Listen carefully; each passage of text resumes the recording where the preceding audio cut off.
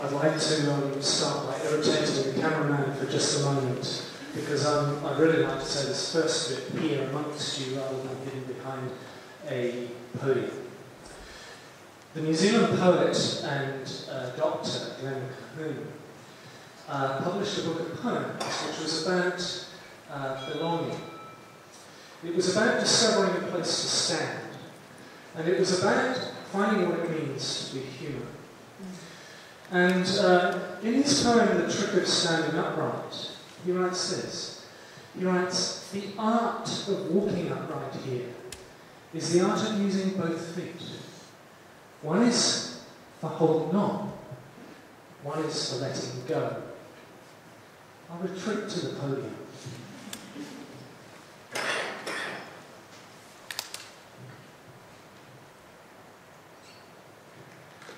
Our vision for New Zealand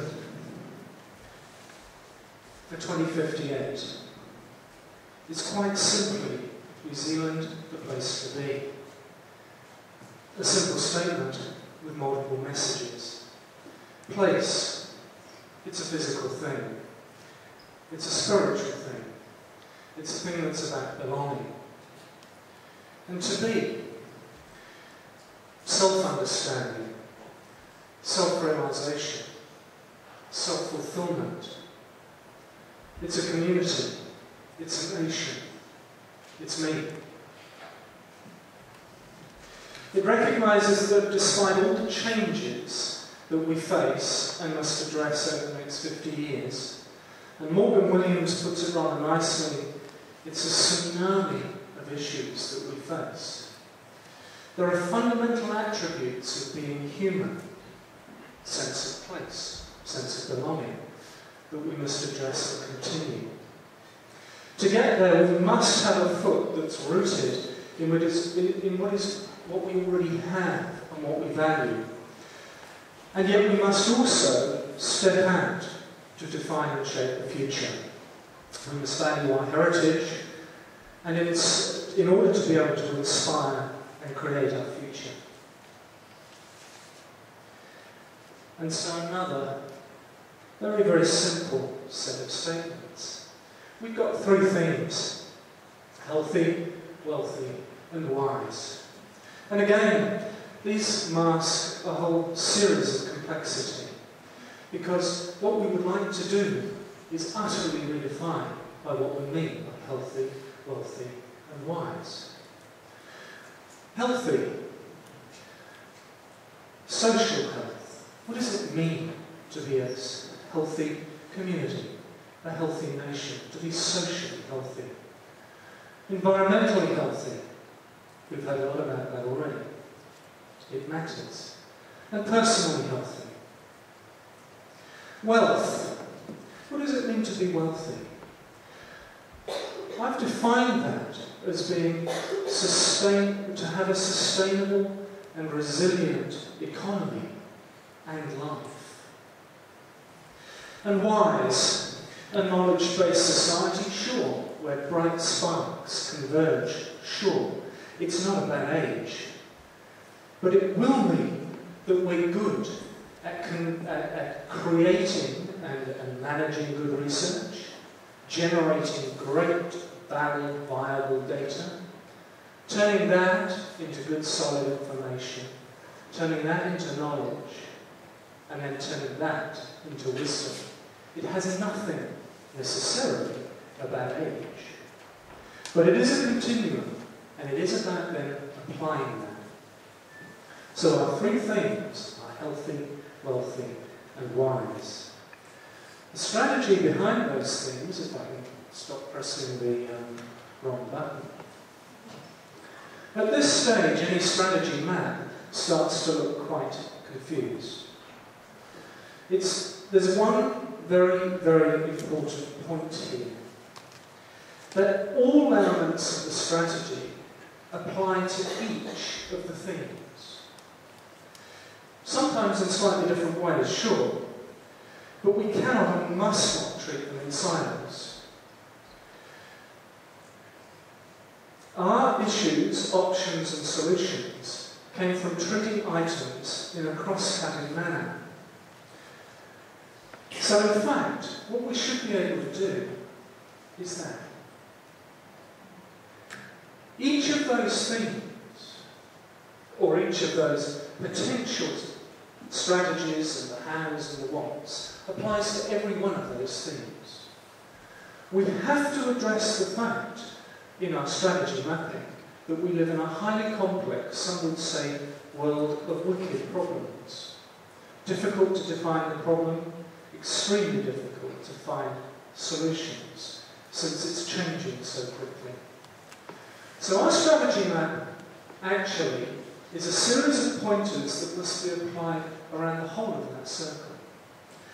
Far too much for me to try and deal with all of them, so I'm just going to focus on 4 of them for the moment. Firstly, education. Education is not a linear thing. Education that applies to the development and the evolution of wisdom. What does that look like? Well, for a start, you can't have any breaks in that progression. We need to make sure that our education system progresses us from the gathering of good data right the way through to the accumulation of fantastic knowledge and its application, and through that, wisdom. We need to be globally competitive. We need to be trained in being globally competitive. Our young people need to have an education that recognises that. We need to be skilled at taking people and creating good training and opportunities for worthwhile solutions. Creating solutions, solution focus. For health, what's education for health? Well, it's our people, sure, but it's also about society, it's also about the environment. It's about teaching people how to make good informed decisions at all levels. It's about understanding the trade-offs we have. It's about teaching people about processes of decision-making, about tolerance and understanding.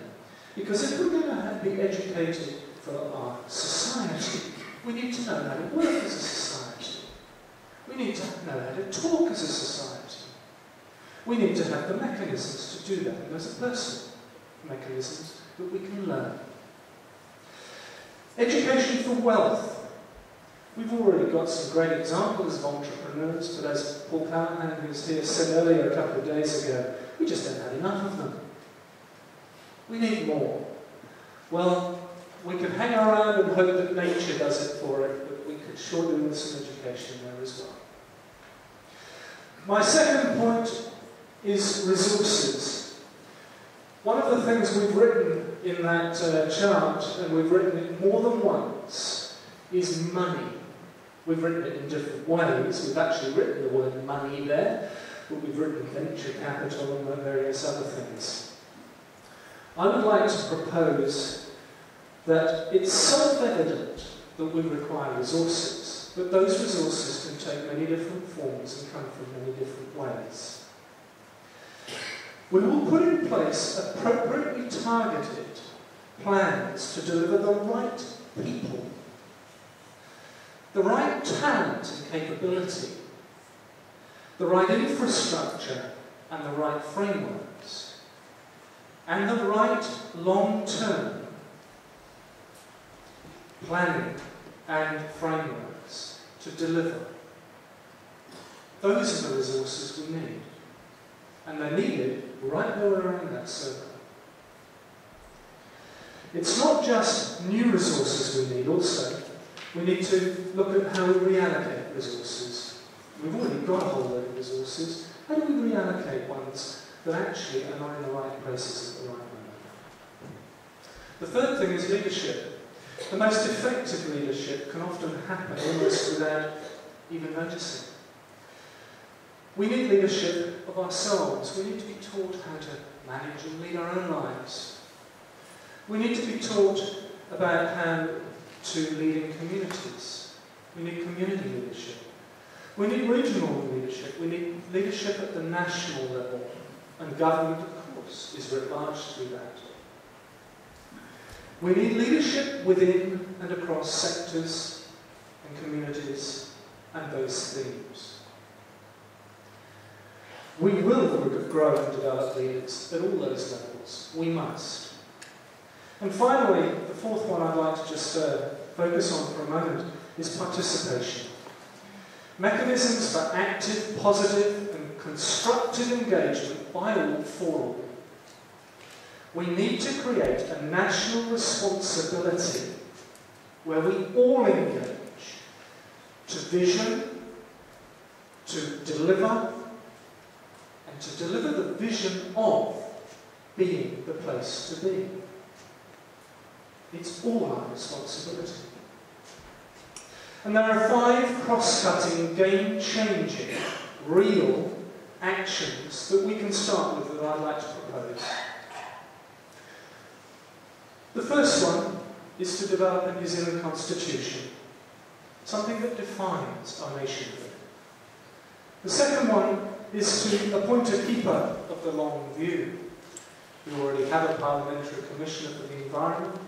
How about a parliamentary commissioner for the future? We need a forum for participation that gives people the opportunity at a national level to engage with process.